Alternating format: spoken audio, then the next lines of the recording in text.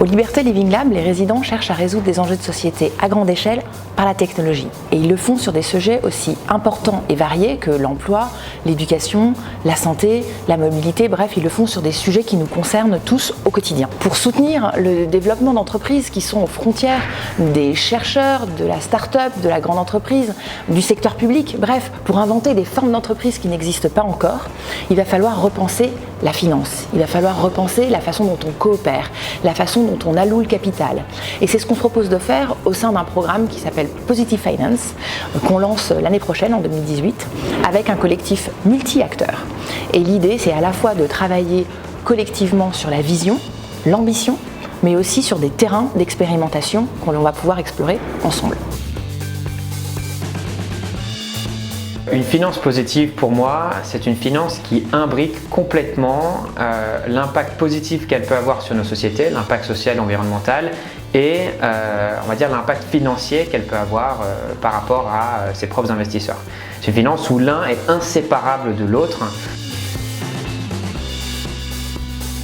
Aujourd'hui, dans l'asset management, quand on parle de RSE, on serait tenté de proposer des solutions thématiques ou de niche. Alors je pense qu'on peut vraiment aller un cran plus loin en faisant converger dans nos processus de gestion digital, innovation et RSE. La Deep Tech, c'est tous les projets qui sont un peu en opposition par rapport à toutes les innovations digitales ou de business model. C'est les innovations qui sont très basées sur des concepts scientifiques, donc des technologies qui sont de pointe très souvent. On parle d'intelligence artificielle, on parle de blockchain, on parle de CRISPR par exemple, de séquençage de génome. Donc c'est toutes les technos de pointe qui très souvent viennent de laboratoires et qui sont amenées à vraiment complètement changer d'industrie lors de l'implémentation. Et c'est des briques technologiques qui peuvent vraiment redéfinir des domaines en quelque sorte.